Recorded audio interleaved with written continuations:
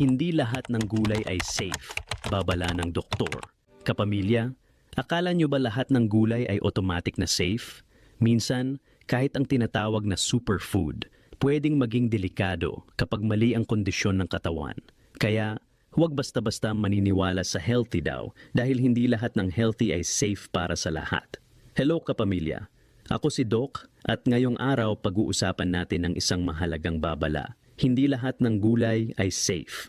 Oo, gulay ay simbolo ng kalusugan, pero kung may CKD, diabetes o nagda-dialysis, may mga gulay na pwedeng mag-overload sa kidneys at magdulot ng komplikasyon.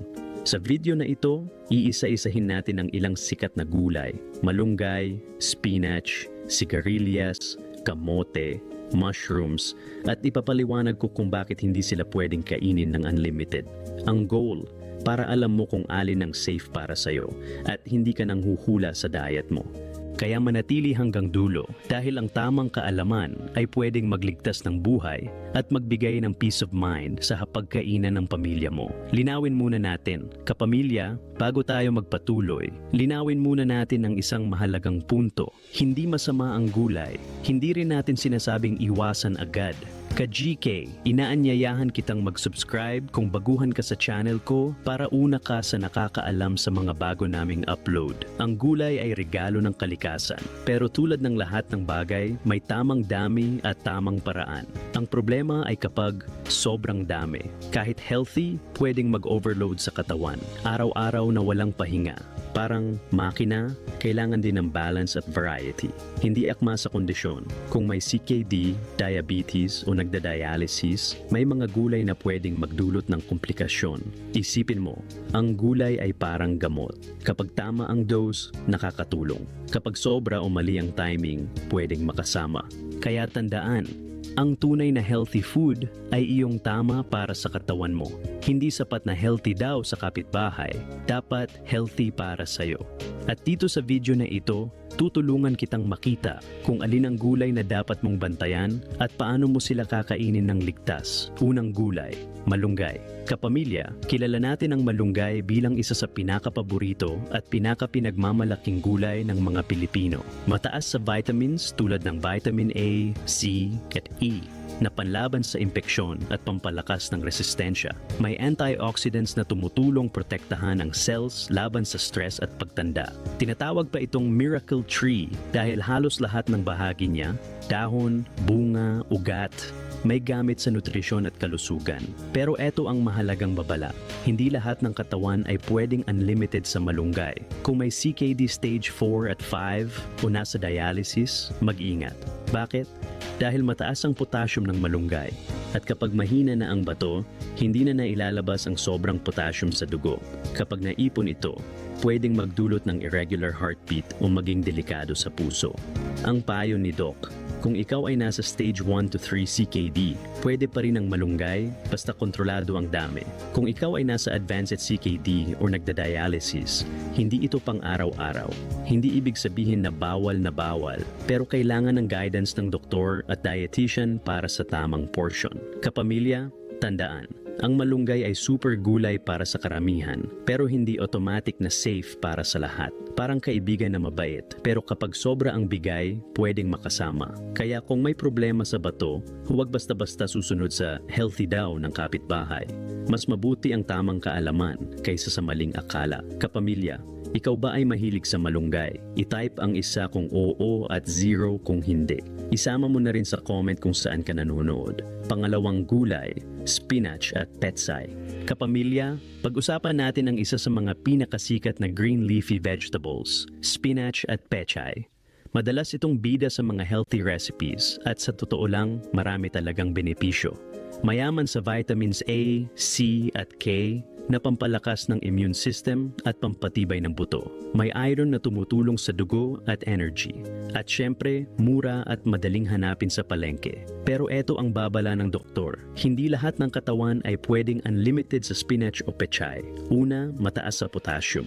Kung may CKD o mahina na ang bato, mahirap nang ilabas ang sobrang potassium sa dugo. Kapag naipon, pwedeng magdulot ng irregular heartbeat o maging delikado sa puso. Pangalawa, may oxalates. Ito ang substance na pwedeng magpataas ng risk sa kidney stones. Kaya kung dati ka nang nagkaroon ng bato sa bato, kailangan mong mag-ingat.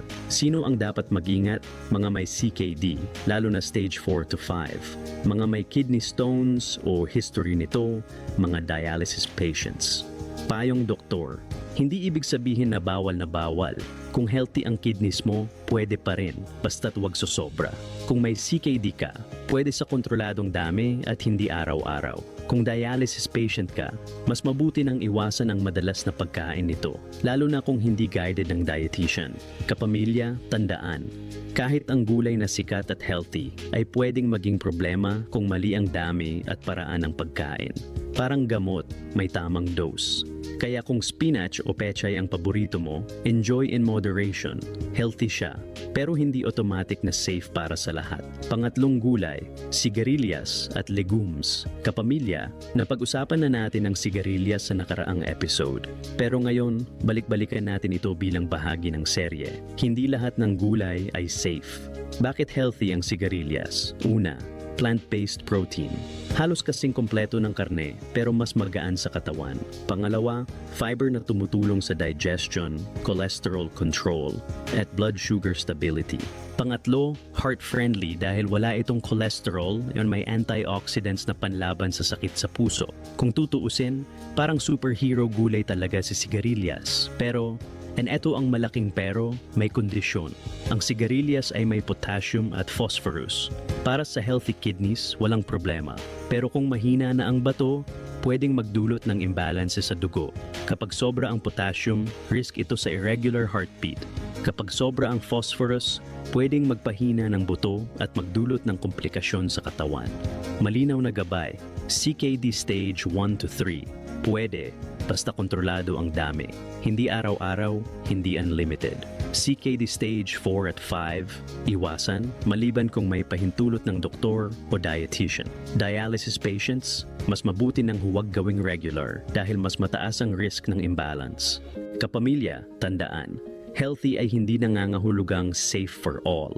Ang sigarilyas ay superfood para sa marami, pero hindi automatic na safe para sa lahat.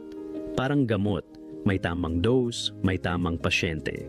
Kaya kung may CKD ka, huwag basta-basta susunod sa healthy daw ng kapitbahay. Mas mabuti ang tamang kaalaman kaysa sa maling akala. Pang-apat na gulay, kamote at talbos ng kamote. Kapamilya, madalas nating marinig. Mas healthy ito kaysa kanin. At tama naman, ang kamote at talbos ng kamote ay may maraming benepisyo. Mayaman sa fiber na tumutulong sa digestion at blood sugar control. May vitamins at antioxidants na panlaban sa sakit at pampalakas ng resistensya. At syempre, mura at madaling hanapin sa palengke. Pero eto ang babala ng doktor. Hindi ibig sabihin na pwede na itong kainin ng unlimited. Una, mataas sa potassium. Kung may CKD o mahina na ang bato, mahirap nang ilabas ang sobrang potassium sa dugo. Kapag naipon, pwedeng magdulot ng irregular heartbeat o maging delikado sa puso. Pangalawa, may sugar load. Oo, mas mababa ang glycemic index ng kamote kumpara sa puting kanin, pero hindi ibig sabihin na zero risk. Sa mga may diabetes, pwede pa ring tumaas ang blood sugar kung sobra ang dami. At kung may CKD, doble ang challenge. Mataas na potassium plus sugar load. Payong doktor, maliit na portion lang. Halimbawa, kalahating piraso ng kamote sa isang meal, hindi buong plato, hindi pang araw-araw. Mas mabuti kung paminsan-minsan lang bilang alternatibo, hindi staple. Iwasan sa advanced CKD or dialysis patients dahil mas mataas ang risk ng imbalance sa dugo. Kapamilya, tandaan, kahit ang gulay na sikat at mas healthy kaysa kanin ay may limitasyon. Parang kaibigan na mabait, pero kapag sobra ang bigay, pwedeng makasama. Kaya kung kamote o talbos ng kamote ang paborito mo, enjoy in moderation. Healthy siya, oo, pero hindi automatic na safe para sa lahat. Lalo na kung may CKD or diabetes. Panglimang gulay, mushrooms. Kapamilya, pag-usapan natin ang mushrooms.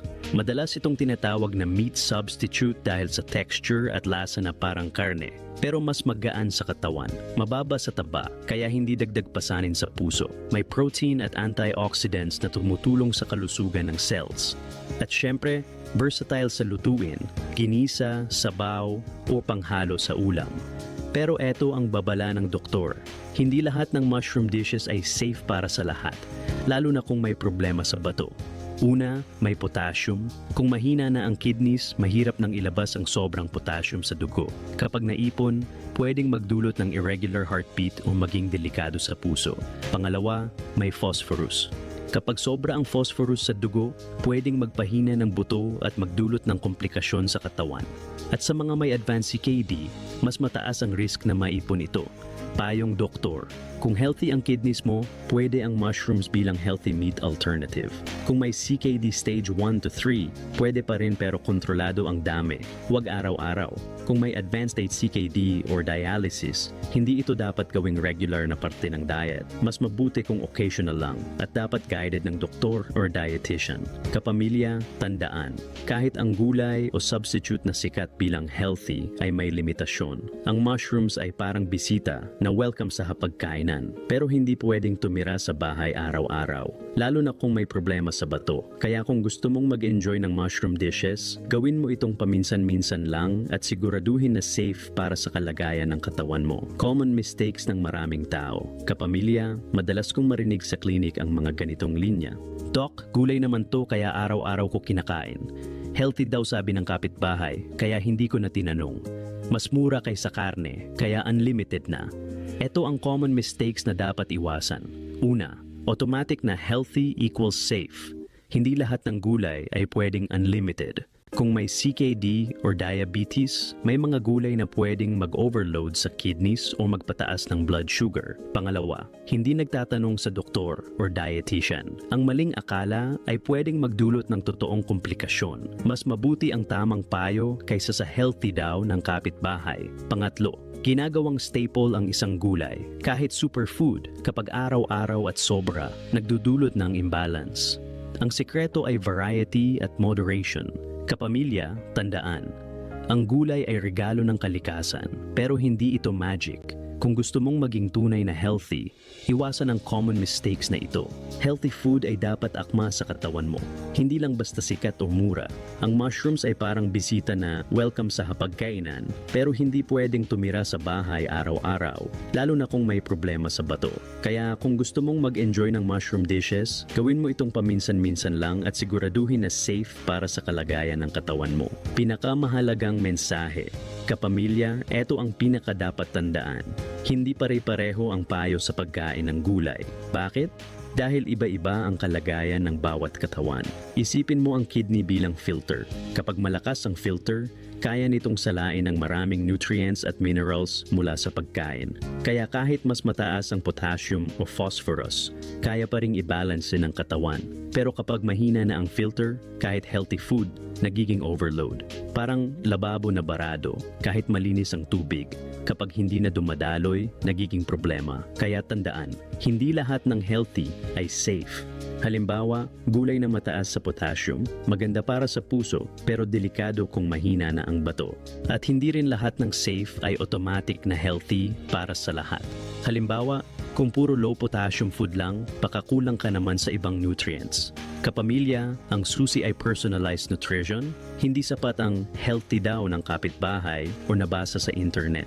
Ang tamang pagkain ay nakadepende sa kalagayan ng katawan mo, lalo na sa kidneys. Kaya kung may CKD, diabetes o high blood, huwag matakot sa gulay.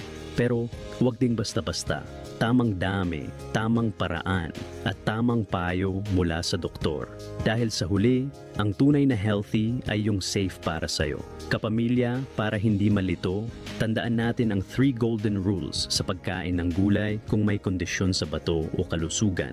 Alamin ang kondisyon at stage mo. Kung ikaw ay healthy, mas maluwag ang choices mo. Kung may CKD stage 1 to 3, pwede pa rin ang maraming gulay basta't kontrolado. Pero kung stage 4 o 5 o nagda-dialysis, mas mahigpit na ang limitasyon. Kaya importante na alam mo ang stage ng sakit mo. Huwag basta-basta susunod sa healthy daw ng kapitbahay. Iwasan ang araw-araw na sobra. Kahit gulay, kapag sobra, pwedeng magdulot ng imbalance. Parang tubig, kailangan ng katawan, pero kapag sobra, pwedeng makasama. Kaya huwag gawing all you can eat ang kahit anong gulay, lalo na kung mataas sa potassium or phosphorus. Magtanong, huwag manghula. Kung may CKD, diabetes o nagda-dialysis, huwag kang manghuhula ng diet. Mas mabuti na magtanong sa doktor or dietitian kaysa mag-experiment na pwedeng magdulot ng komplikasyon. Tandaan, ang maling akala ay pwedeng magdulot ng totoong problema. Reminder, iba-iba ang pangangailangan ng bawat katawan. Kumbaga, sa sasakyan, hindi lahat ng makina pare-pareho ang fuel. Kaya ang gulay na safe para sa isa, pwedeng maging overload para sa iba. Kapamilya, ang gulay ay regalo ng kalikasan, pero kailangan natin itong gamitin ng tama. Tamang gulay, tamang dami, tamang payo. Yan ang sikreto para maging tunay na healthy at safe para sa'yo. Kapamilya, nakita natin na hindi lahat ng gulay ay automatic na safe. Ang susi ay tamang kaalaman, tamang dami, at tamang payo mula sa doktor. Kahit pa superfood ang tawag, kapag mali ang kondisyon ng katawan, pwedeng maging overload. Kaya tandaan, healthy pero mag-ingat kung may iniindang na kondisyon. Ang gulay ay regalo ng kalikasan, pero kailangan natin itong gamitin ng tama para maging tunay na kakampi sa kalusugan. Kung nagustuhan mo ang video na ito, like mo na agad para mas marami pang makaalam ng tamang impormasyon. Subscribe para sa iba pang Pinoy-friendly health tips na malinaw, practical, at parang kapamilya ang kausap. Share mo sa pamilya at kaibigan, lalo na sa mga may CKD, diabetes o high blood, para mas maging ligtas ang kanilang diet. Ako si Doc, kapamilya mo sa kalusugan. At lagi kong paalala, ang tamang kaalaman ay mas mahalaga kaysa mamahaling produkto. At mas mahalaga kaysa maling akala. Mag-ingat, magtanong, at mag-alaga ng sarili.